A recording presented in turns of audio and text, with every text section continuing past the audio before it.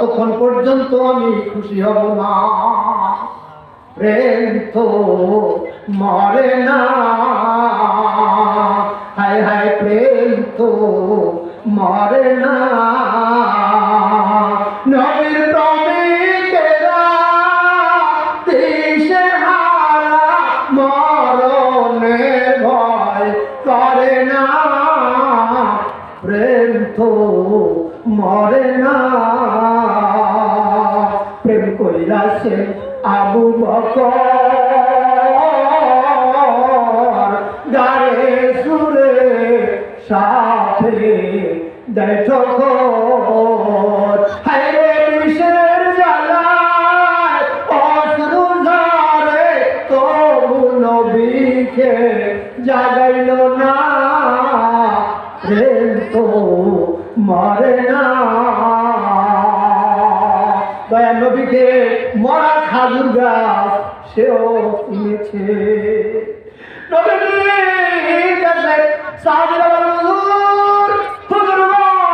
আমাদের অবস্থা গেছে, ভালো হয়ে গেছে, এখন মসজিদে নববীতে একটা নতুন মেম্বার বানাবো, আপনাকে দিয়ে উদ্বোধন করবো, আপনি অনুমতি দেন।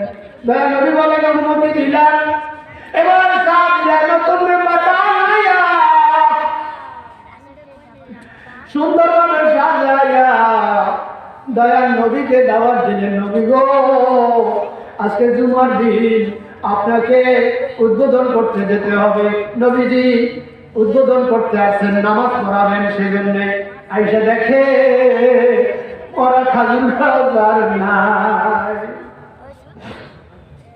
ভালোবাসার জিনিসটা নাই। দয়াল নবী যখন ওই মেম্বারে উঠেছেন, কানে শুনতেছে দূরে থেকে আওয়াজ আসতেছে, কান্নার আওয়াজ। কে কান্দে গো? তাকাইয়ে দেখে মরা খাজুর গাছ, উস্তুনে হান্নানা মরা খাজুর গাছ বিনাইয়া বিনাইয়া কান্দে। যাইও না, যাইও না গো নবী, প্রাণের নবী, যাইও না সারিয়া। আপনি নবী সাইলা গেলে গো নবী, থাকবো কেমন গো ওইয়া রে। যাইও না, যাইও না গো নবী, প্রাণের নবী, যাইও না সারিয়া। দয়া নবী কাছে চলে গেলেন, যাইয়া বলতেছে ওরে উস্তুনে আনবে না, কামবো কেন? উস্তুনে আনবে না বলে, আমি কান্দি বিরহ বেদনায়, এতদিন আমাকে হেলা দিয়া খুলবা দিতেন, আমার কলিজা ঠান্ডা হয়ে যেত, আজকে বুঝি আপনাকে পাইয়াও পাইলাম না। নবী গো, আপনার বিরহ বেদনায় আমি কান্দি। নবীজি বলেন, আমি দোয়া করলে তোর ওই মরা খাজুর গাছে আজীবন খাজুর দিবে, কান্দিস না। আপনি দোয়া করলে কবুল হবে, কোনো সন্দেহ নাই, কিন্তু আমি এটা চাই না আমাকে আল্লাহ সারা বছর খেজুর দিবে আর আপনার উম্মতেরা খাবে, আমি এটা চাই না। আমি চাই হাসরের ময়দান যেদিন শুরু হয়ে যাবে, বিচার কার্য যখন শুরু হয়ে যাবে, আপনার উম্মতেরা যখন দেখা করতে আসবে আপনার সঙ্গে, যেই কামরায় আপনি থাকবে ওই কামরায় আমাকে একটু থাকার অনুমতি দেয়। নবী বলেন, তুমি আনবে না রে, আমি আল্লাহর জন্য বলে দিলাম, যা হাসরের ময়দানে আমার সঙ্গে তুই জান্নাতে থাকবি। উম্মতের কান্ডার নবী, রহমতের ভান্ডার, উম্মতের কান্ডার নবী, রহমতের ভান্ডার। নবী বিনে রোজ হাসরে কে করবে পার? উম্মতের কান্ডার নবী, রহমতের ভান্ডার। যাইয়া দেখো মদিনাতে, কান্দে নবী পাক রওজাতে। কান্না যাইয়া দেখো মদিনাতে, কান্দে নবী পাক রওজাতে। মাফ করিয়ে দাও গো আল্লাহ উম্মতের গুনাহগার।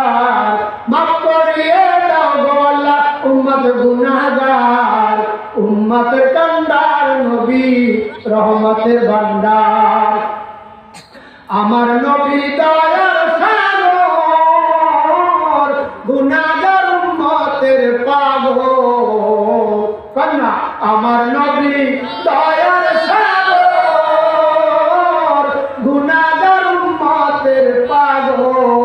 রোজ হাসরে সিজদায় পড়ে কাঁদবেন যারে যার, রোজ হাসরে সিজদায় পড়ে কাঁদবেন যারে যার।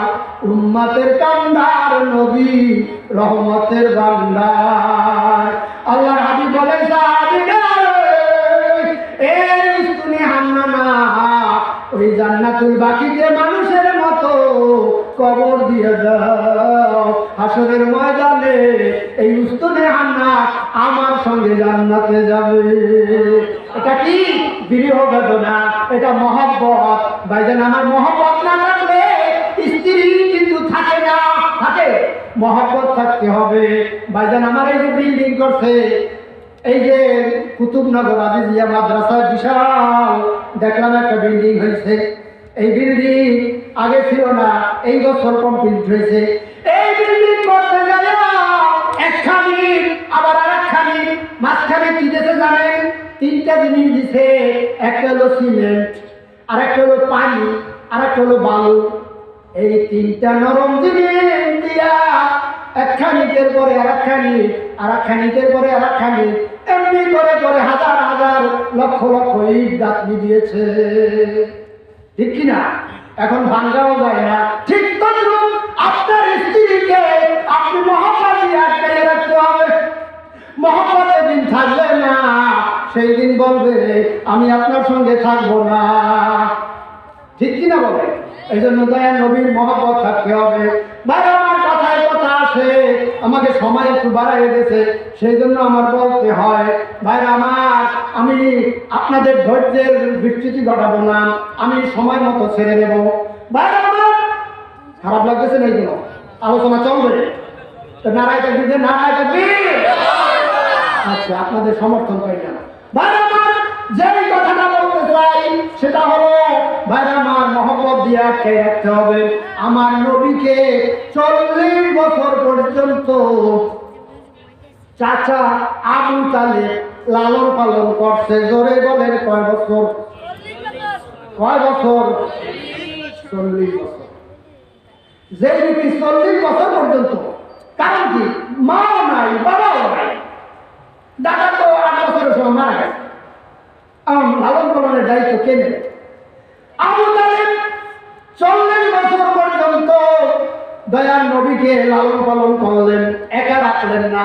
কোন জায়গায় ব্যবসা বাণিজ্যে চলে গেলে সিরিয়ায় দয়ার নবীকেও নিয়ে যাইতেন, এমনি ভাবে লালন পালন করতেন, কাছে ঘুমাতেন। বাইরে না ছিল না শুধু অনুকরণ, মহব্বত ছিল কিন্তু অনুকরণ ছিল না।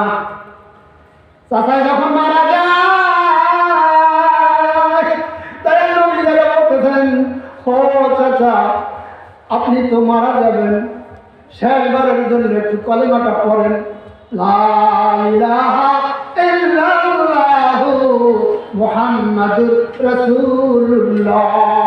যদি এটা পড়েন, মান ক্বালা লা ইলাহা ইল্লাল্লাহু মুহাম্মাদুর রাসূলুল্লাহ ফাদাখালাল জান্নাহ। আপনি এই কলেমাটা পড়েন, আপনার আর কোনো হিসাব দেওয়া লাগবে না। বিনা হিসাবে আমি নবী আপনাকে জান্নাতে নিয়ে যাব। আবু তালেব বলতেছেন, আমার বাপদাদার ধর্মের উপরে চুনকালি মারতে পারবো না। এই মৃত্যুর সময় যদি আমি কলেমা পড়ি, আমার মধ্যে কাপুরুষের লক্ষণ প্রকাশ পাবে, আমি কলেমা পড়বো না। আর আমার কলেমা না পড়িয়া জাহান্নামী হয়ে গেছে। ইবনে আব্বাস রাদিয়াল্লাহু তাআলা স্বপ্নে দেখে, জিজ্ঞাসা করেন, ও আবু তালেব তোমার কি অবস্থা এখন কবরে?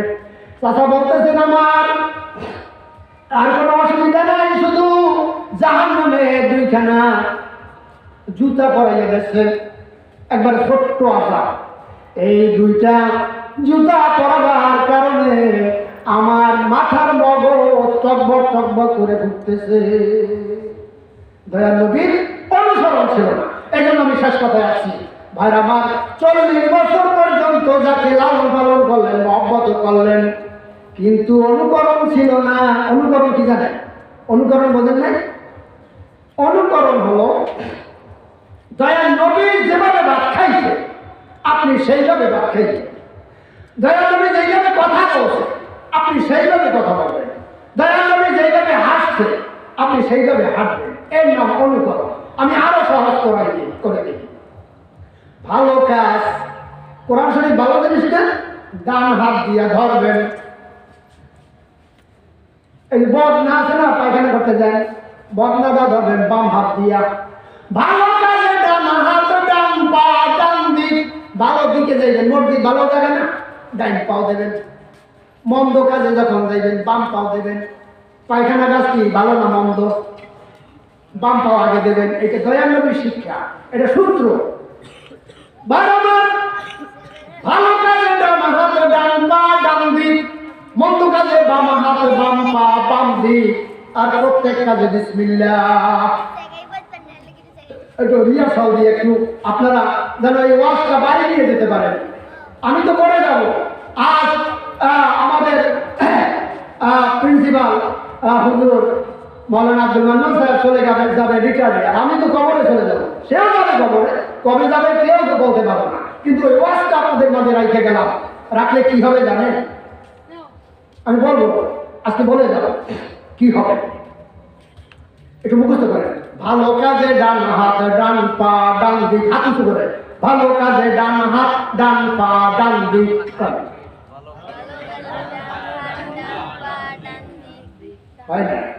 ভালো কাজে ডান হাত, ডান পা, ডান দিক। ভালো কাজে ডান হাত, ডান পা, ডান দিক। মন্দ কাজে বাম হাত, বাম পা, বাম দিক। আর প্রত্যেক কাজে বিসমিল্লাহ। আল্লাহ নবী গ্যারান্টি দিচ্ছেন যে ব্যক্তি এই সুন্নাতগুলো, এই সূত্র অনুযায়ী, সূত্র ছাড়া অঙ্ক করা যায়, এই সূত্র দিয়ে যদি সুন্নাত পালন করা হয় তাহলে আমার সঙ্গে জান্নাতে যাবে। আর আমার কি হবে শোনেন, নবীর সুন্নাত পালন করলে কি হবে আমি একটা দৃষ্টান্ত দেব। আম্মা বিনিয়ামাতি রব্বিকা বাহাদিস হিসাবে বলতেছি। আমার কোনো ফকর নাই আর অহংকারও নাই। আপনাদের এখানে এই আজিজিয়া মাদ্রাসায় হাতে যে কোরআন এবং অন্যান্য